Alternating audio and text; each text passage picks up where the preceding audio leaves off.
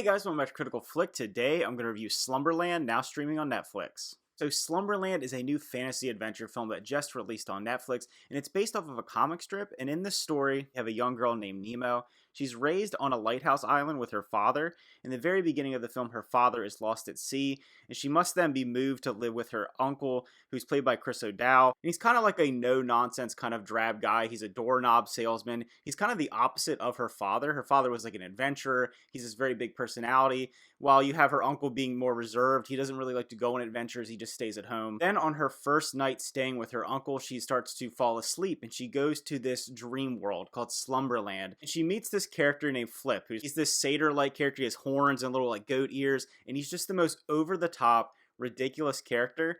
Probably my only real criticism with this movie is about how ridiculous he is as a character. It really feels like he's totally just going for it every time he's on screen. He's really hamming it up. I think kids might like this character, but for me, he almost came off like Beetlejuice, but in like a weirder way. And that's not saying that he's doing a bad job. I'm sure this is definitely the character he was going for. He wanted to make it this over-top, comedic, ridiculous character. But basically what happens, Nemo and Flip, they need to go on adventures through this Slumberland. They need to go through different people's dreams while they're being chased by basically the dream police, because they're trying to get the Sea of Nightmares where they can find a pearl that will give her the ability to see her father in this dream world. She really wants to see her father. She misses him so much. So basically the story is just about that, them trying to get to those pearls and let her see her dad. But the interesting thing about this movie is at the end of the day, it really is a story about grief, about the grief of this child and trying to overcome the loss of her father. It's really interesting when you start to peel back the layers of kind of the ridiculous, over-the-top CGI and action and fantasy in this movie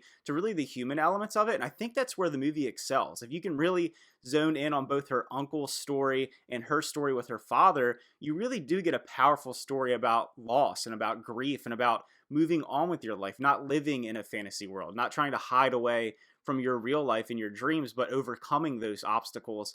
It's actually really powerful by the end of the movie. I do think Marlo Barkley, who plays Nemo, does a really good job in this film. You obviously, have to kind of temper your expectations when like it's a young actor or actress, but I do think she does pull off those really emotional scenes. She has to have multiple scenes where she's interacting with both her father or Flip or even her uncle, where there's a lot of emotions. It has to be convincing, and I think she does a good job of doing that. And it really tugs at your heartstrings, particularly with her and her uncle. And there is a scene towards the end of the film, without going into any spoilers, with her father that I think just really hit home what this film is trying to say. And when I mentioned the visuals in this movie, it is a ton of computer generated effects. Probably, I would venture to say 80% of this movie is shot on a green screen or digitally rendered, and some of it does look really good. It does have like a fever dream quality to it at times. There's people made out of butterflies. There's people riding on top of giant geese. It's really bizarre and out there. So if you're into that kind of ridiculous Alice in Wonderland style of visuals, I think you'll enjoy it, even though it does feel a little style over substance at times. And also, I unapologetically love the pig in this movie. He's a little stuffed pig, and he is absolutely adorable.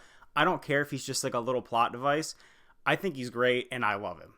Another minor issue with the movie is that it is 2 hours long. For a film like this, that's kind of an attrition to get through this film because, like I said, it has some really powerful moments, but between those really impactful moments is a lot of kind of fluff and just kind of chasing around obstacles. You're going around doing little side missions, little fetch quests, what you expect from kind of a typical kids fantasy movie. But I do think, like I said, those moments where it really does not pull the punches and decide to talk about the real themes of the film is where it's at its best. Like I said, this movie is based off of a comic. I have literally no exposure to that comic, so I have no idea if it's anything like what this movie's like. I can't really imagine that it is, but maybe it is, so I can't really speak on that.